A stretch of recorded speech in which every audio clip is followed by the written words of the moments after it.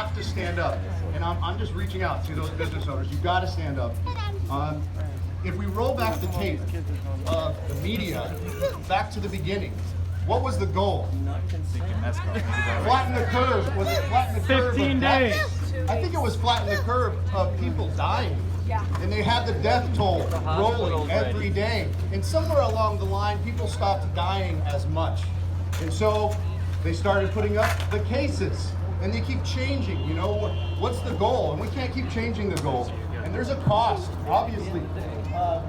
Justin, wherever he is, he actually was on KUSI a couple days ago, and there is a cost. I think he said fentanyl overdoses are up 300%.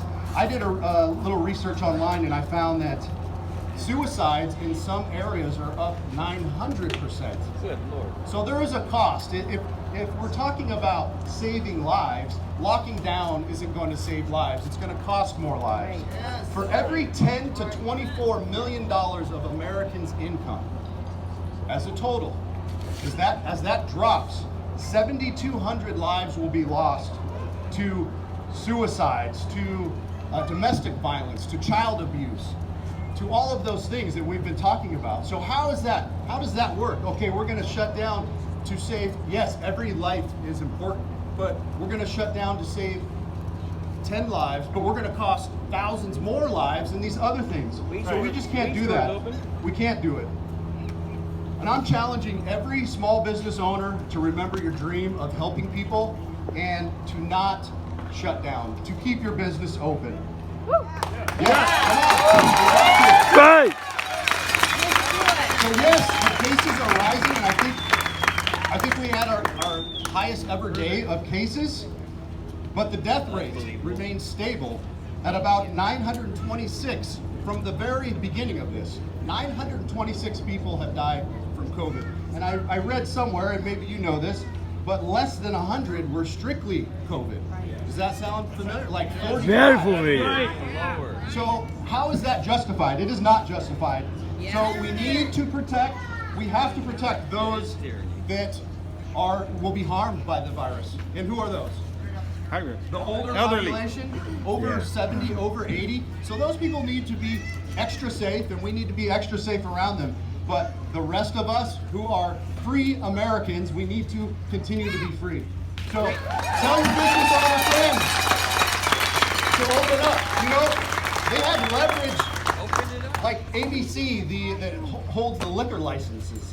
And all these licensing organizations, they try to use their leverage against these businesses. And you know what? Sometimes we just got to step up and we got to open up. So let's do that.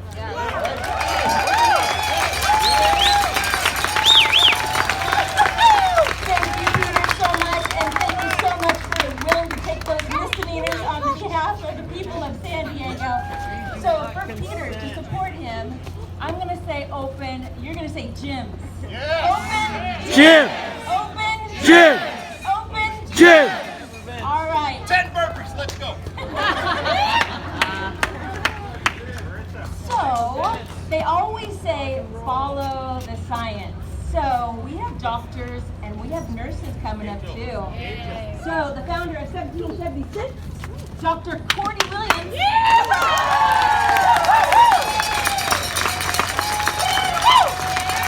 Yay!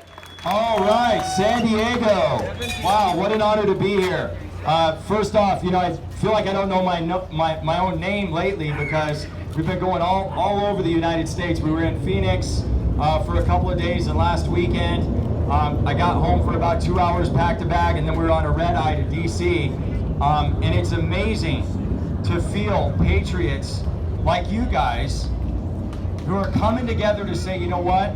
We're tired of the oppression. We're tired of the tyranny. We want our freedom. People died and fought so that we can have it. And they stood for us, and now it's our time to stand for them. It's our time to stand for them. These rallies are amazing. I want to thank everybody. I want to thank the men of resolve and conviction that have been on this stage the last hour. Can I get a round of applause for all of them? True patriots. Guys that stand on that wall and they say, nothing's going to knock me down tonight. Not while I'm guarding this wall. That's right. And that's what it takes. So what I want to discuss with you for the next few minutes is just that resolve and conviction that we need right now. These times of tyranny and these times of oppression, what it takes is people coming together like we are right now.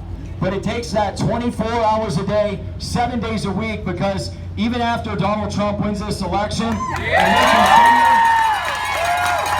after the real president, not the president-elect, by the way, my name's President-elect Dr. Cordy Williams, in case you guys didn't know. I'm a president-elect too, and I heard there's about 500 other president-elects in the audience as well. Yeah, who's a president-elect? Anybody? Yeah, we got a few out here, right? When the real president gets reelected, that's only the beginning. These state and local governments, and I'm sure you guys have seen, pardon me for saying, I'll probably be the only one to say, since the COVID scam started, right, and people were put, a tyrannical government said, you know what, we're just going to urinate on the Constitution. That doesn't matter anymore. Second Amendment. We're going to put our own agenda out there. We're going to put executive orders out there that strip away rights from the American people and from Californians, and they start to say, well, now we'll just do a beta test for socialism and communism. Right. No thanks. And I'm not a politician, so I can say these rash